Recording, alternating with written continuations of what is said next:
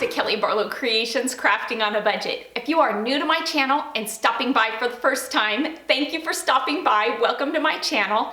Stick around a while by clicking that red button for more crafting on a budget, more everything on a budget videos to come.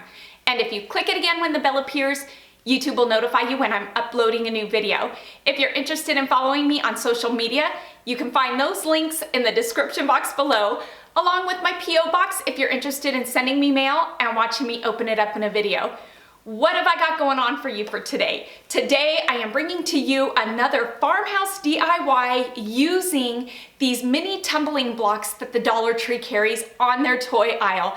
I think that once I did the last DIY using these blocks, which was my cross, if you haven't seen that video, I will link it in the description box below. I kind of had this stream of ideas and DIYs that I wanted to do using these blocks. And so I want to say that this has almost turned into a series because I have several more DIYs using these blocks that I think you guys are going to absolutely love. I'm really excited about today's DIY using these blocks because the outcome of it turned out amazing. So let's jump into it and let me show you what I have in mind for today using these Dollar Tree tumbling blocks. I think you're going to love this. For this DIY, I picked up 5 of these tumbling tower blocks that you can get from the Dollar Tree. I'll also be using some of Aileen's tacky glue. You can also get this at the Dollar Tree. Some twine, this decorative nautical rope, and I'll also be using some liquid shoe polish that you can get at just about any dollar store or Dollar Tree in the colors of black and brown. For this DIY, I will be using Aileen's tacky glue. I've had several people ask me why I don't use wood glue when working with these tumbling tower blocks that the Dollar Tree carries. I don't use the wood glue because it is a bit costly. You can't get it at the Dollar Tree, and the Aileen's tacky glue works perfectly. I'm going to start off by gluing 4 rows of 12 blocks together. And I'm going to do this by putting glue on the side of the block and just simply lining them up and gluing them together. When gluing these blocks together, you really want to make sure and get your row as straight as possible, lining up all of your blocks side by side so they're nice and even. Once I've got my 4 rows of 12 blocks glued together, I'm going to glue my rows together, making a box shape out of them.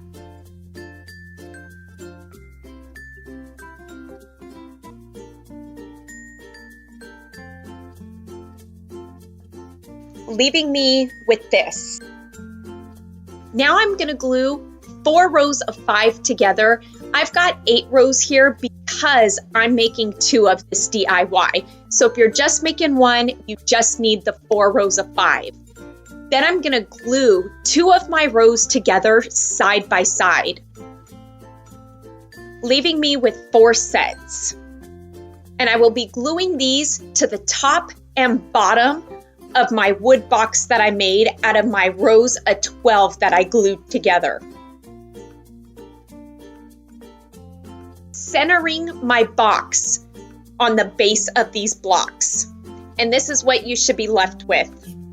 And if you followed me before, you know I like to use liquid shoe polish that you can get at just about any dollar store or Dollar Tree to stain my wood because it is such a great, inexpensive alternative to wood stain. An alternative to wood stain is this Waverly's Antique Wax Paint that you can get at Walmart for under $2.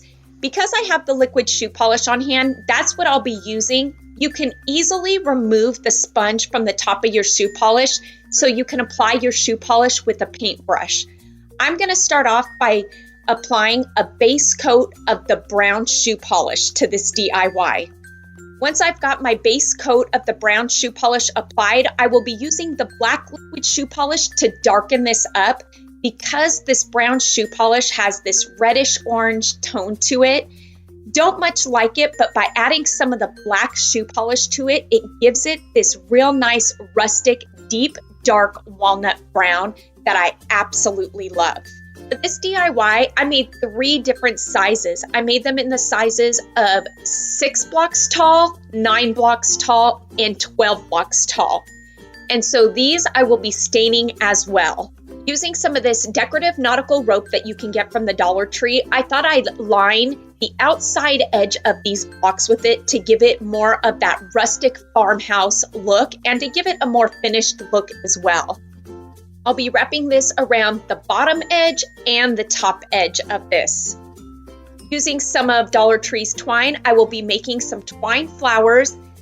Like I always say, this would not be one of my rustic farmhouse DIYs without these. These are such an easy twine flower to make just by simply wrapping twine around your fingers, making 3 bundles per flower, and finishing it off with a button. For a more detailed tutorial on how I make my flowers, I will link that video in the description box below or up here in the top of this screen. You can just click on it and it will take you to that video, but don't click on it yet. Wait till the end of the video because you don't want to miss how stinking cute this DIY turns out.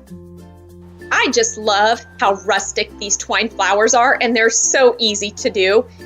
Now I'm gonna take and just hot glue this to the center of each of my wood candle holders, finishing them off, giving them that farmhouse chic look.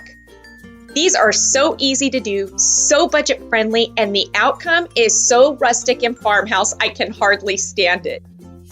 And like I said earlier, I made 3 different sizes of these wood candle holders because I wanted a full set, and it took a total of 5 boxes of the blocks to do this.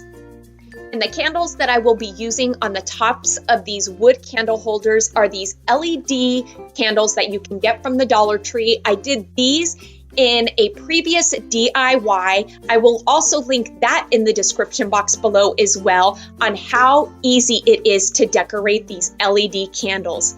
Now let's take a look at these all put together.